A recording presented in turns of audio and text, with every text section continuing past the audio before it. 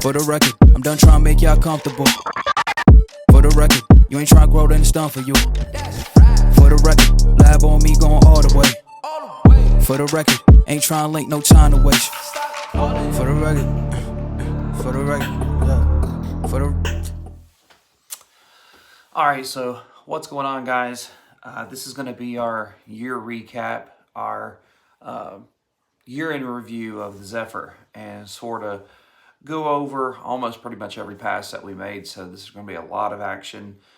Pretty sure it's like 15 minutes full of just nothing but passes, and I'm going to talk to you a little bit about what was going on there and what we had going on. And I don't think I missed any of the passes. So if you guys remember any, leave it down in the comments that I didn't get. But we're going to go over quite a bit, and but not too much. So talk a little bit, but not going to be too crazy. So let's get into it.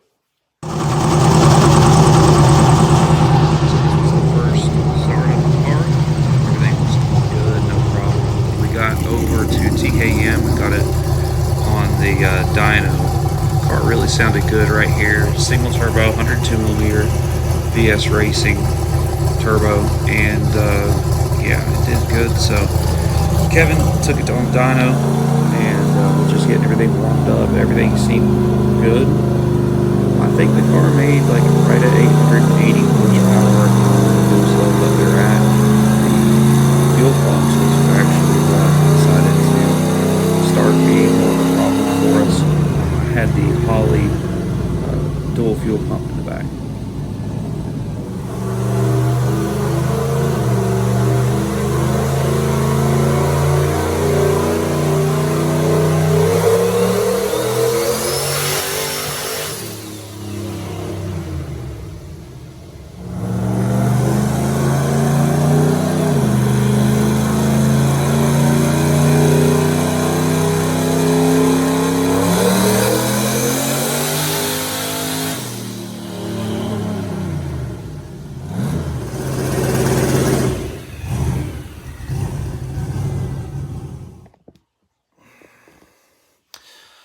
Alright, so after we took it to the dyno at TKM, we actually didn't realize that there was a transmission issue. So, because it did fine on the dyno, don't really know, it didn't really spin anything on the dyno. We don't think that any problem, came from the dyno. Maybe some trash of something, you just, well, it was brand new reed case glide, a couple things real quick that we did over the winter of 2021, January, February. Is did a mini tub kit, shortened the rear axle. We put the Kaiser wheels. We did front afterworks shocks, and trying to figure out what else we did. We did put the nicer dart block in it, and so we had quite a bit of stuff. We were coming in pretty new. After we had some success, some success, but some failures at the Digger Die in Rockingham of December 2020. So it was doing good on the dyno. It did fine. It made what I wanted it to make. Kevin made it safe. Startup of the car is amazing. Kevin did a very good job tuning it. And then Digger Die. We went to Digger Die in March of 2021, and I'll show you some clips there of what all exactly. So here I was racing against Kevin Hedges. He's got rear mount turbo LS Fox body, and we did not know, I did not make a test it was my problem, but at this time the car was not, you can see, lit the tires off, and then whenever I shifted into second, it hit the sky, so it was crazy. I think this was the finals of the Digger Die back in March, and Bobby Parks took the win. So it was a good time. Digger Die is always an absolutely amazing time. Here's another view of this pass. First real pass on the setup, and making some steam actually for it. Like the tires. It was pretty bad. But we didn't know that we had a transmission issue at this point. Thought it was just shift. It's just the burnout from that pass, nice smoky, good burnouts. First gear was fine, so we thought that the shift linkage actually was our issue. So don't know exactly why, but we chased our tails for a while, and actually the next few videos we chased our tails for almost 2 months on that. And yeah, actually, you know what, you can see here that during this, whenever I came off the trans brake, went to the second, you can hear it just revved. So here we were at Motor Mile Dragway, and just took it there, adjusted the shift linkage, and everything was good when you would drive the car in the staging lanes or whatnot. So, always a gorgeous time at Motor Mile Dragway. It is just an absolutely beautiful track. The sunset there is just spectacular. So,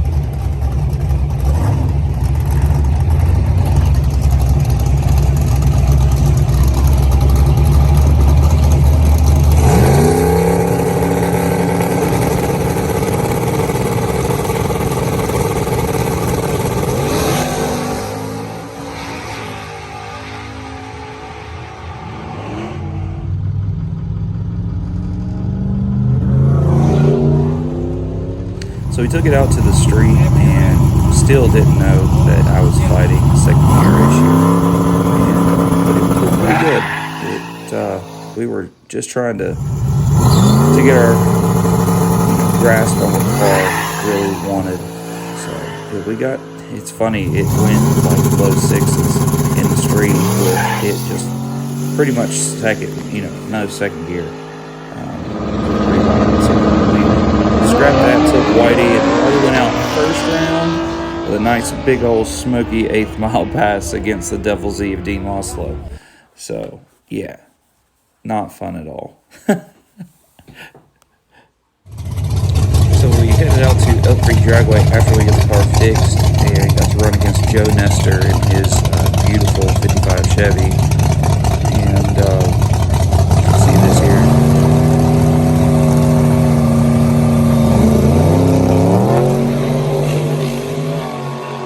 So, was a little late on the light, and he ended up getting me, but the car went pretty good. So, this here we were having issues with the spool, and ended up being something in the tune that we were able to get fixed up, and then we got a pretty decent pass right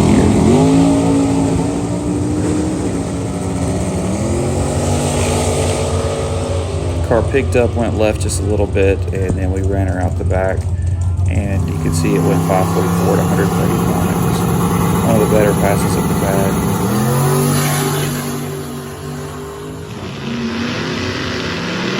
That was another pass there, so a little bit of what the tire was doing. So we got out to English Mountain Dragway for Virgil Crontz's race with Nightmare on the Street. And we got pitted up against Michael McCoy in the first round. One thing to note that we were fighting at Elk Creek with a little bit of tire shape problems, and it's sort of hard to drive through. I hadn't really experienced tire shape as bad as I had, and this thing here, tire shook so hard that we actually had parts come off the car. So it ended up, we tried to put it back together, and actually this pass we didn't lose parts. It was a very, very close race with Michael. Top end, it ended up going to the tape, and we ended up rerunning it.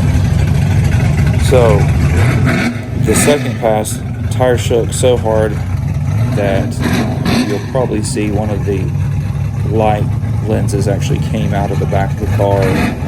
It shook the alternator off, and it was just an absolute mess. And we tried to get everything to fix it, to put it back together to get to the second round, and was just not able to.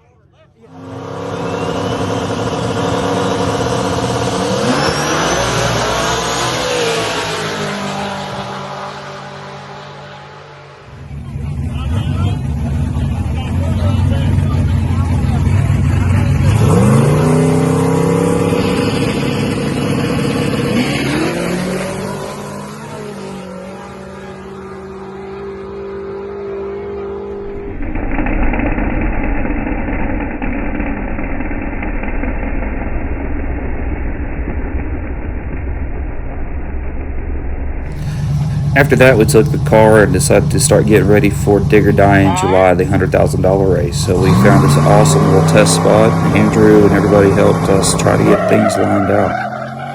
I was only able to make 60-foot hits at this spot, and we had a pretty confident in the way that the car did on such a dirty surface.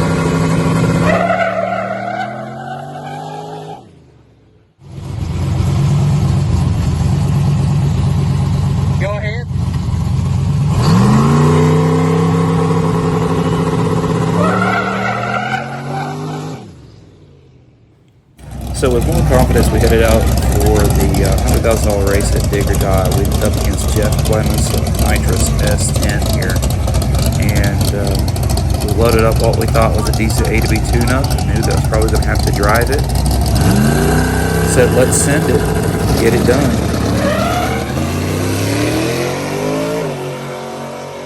So it white smoked the tires really bad, so we knew that we were going to have to take some things and adjust them. And so the next day we came out and got the Fox body of Donald Locklear. Ended up with a little better initial 60 foot. Didn't white smoke the tires near as bad. My guys who record, most of them get so excited that I never get a full pass. So I do apologize for that, but it is what it is. I love my crew and what they do for me and how they help me. So we did cut his head down pretty good on the tree here, and a little less white smoke than the pass before, the night before, and ended up taking a pretty decent win here against this Fox body.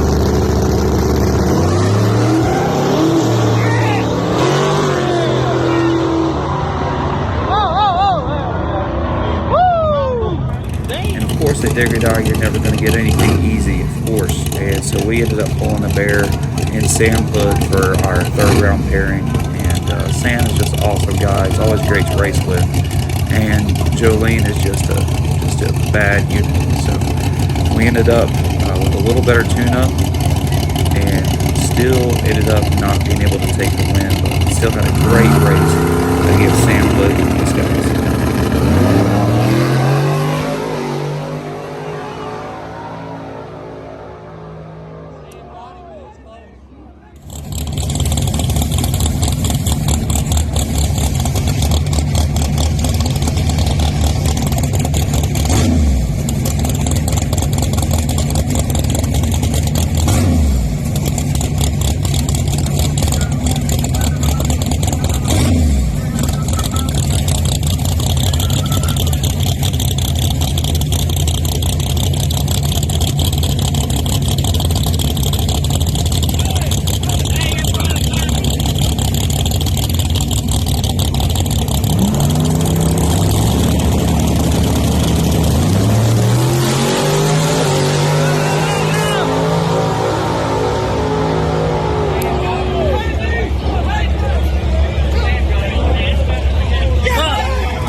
So we got to go out to Caroline Cash Days and Shadyside Dragways. One of the great things about where we live is having racing pretty close to us, even though us live in West Virginia. So I got a first round pairing at this pretty sticky no prep against Kyle Compton in this gorgeous nitrous Fox body. It got a little wild, so my car made a really decent hit and actually about 300 foot out moved left, and I pedaled it.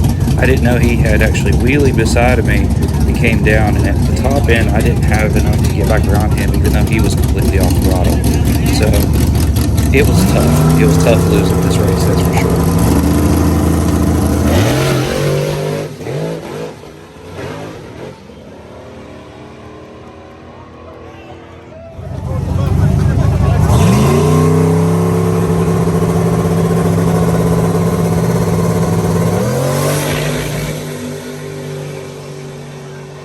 You could hear in this pass right there, the tires just wad up, and it actually started to give us issues on the top end. But we pulled it apart and really didn't see anything in the on the head. It filled that cylinder full of water, but pretty sure that I just needed to retorque the heads back down. So, which we are at that point now with the car. Is we've got everything back together. We've got the twins set up in the car, and it is running. So we're close. I've got to do some coil pack work and different things like that, but the car has got a completely new setup after that outing at Carolina Cash Days, and we're going to see if we can get us started for 2022 and start getting us some wins. Going to come back out a little bit more prepared. The transmission thing just really killed us. All right, guys, so that is pretty much the overview of 2021 for the Zephyr. The transmission thing, we ended up being just like a valve body issue, and my guy Troy Lovell got us taken care of, no biggie. We sort of chased our tails for about the first 2 months of racing, doing shift linkage adjustments and different things, thinking that we could get it, and with work and testing and different things like that, it was sort of tough to really pinpoint down what was going on. So once we did pull the transmission out, had him take it back and get it taken care of. Once we did that, we were able to get to that dig or die race. And then at Carolina Cash Days, we had an issue with the cylinder filling full of water. And I really was like, we're going to have to get this thing. I wasn't happy with some of the things with the car. It did fine with 102 millimeter. It actually did exceptionally well. Probably shouldn't have changed it. But I had a feeling, or I thought that the head was going to have to be sent back and a bunch of different things, and it just wasn't the case. So I had already put my order in with Jose at Forced Inductions for some twins, and I decided to do all that. So if you haven't watched that, there's a bunch of videos about that. We'll be getting that taken care of. The twin setup is done. We're ready. We just got to fix the coils, like I said. We put those where they need to be. And then we are going to be testing, hopefully in the next month or so. I wanted to get down to a race on New Year's down south, a little bit of Mexico action, but was not able to. The month of December is just absolutely too crazy for me here. And so that leads me to say, I hope you guys have an absolutely Merry Christmas, and hopefully you'll get to come enjoy some racing with us in 2022. There are so many races. I mean, it's just going to be crazy. And we've got a ton of Palmetto races at Darlington, which that'll hopefully be the first one for the Zephyr in February. We've got Dig or Die. We've got a no prep, no prep series with Clifton Cottle, and then we got Robert Smith with a couple of awesome races. And so it's just going to be chock full, and the Zephyr is definitely going to get a workout. We got some big plans for Whitey as well, and I'll go over that video, or go over that in the video with Whitey. I'm going to do a compilation video with that too. So hopefully you enjoyed this compilation and this thing of my Turbo Mercury Zephyr. To all of the guys who helped me, I do have a couple sponsors: UPR Products, Rock Solid Motorsports, and TKM helps me there. It's just, I've got a ton of support. Thank you to my wife and different things. And so hopefully 2022 we come out swinging and we get us a win. So appreciate it, guys. We'll see you. I got a little one in here who's not very happy, who wants to see her dad. So let's get it. Merry Christmas, guys. Peace. For the record, I'm done trying to make y'all comfortable. For the record, you ain't trying to grow, then it's done for you. For the record, lab on me going all the way. For the record, ain't trying to link, no time to waste. For the record, yeah. For the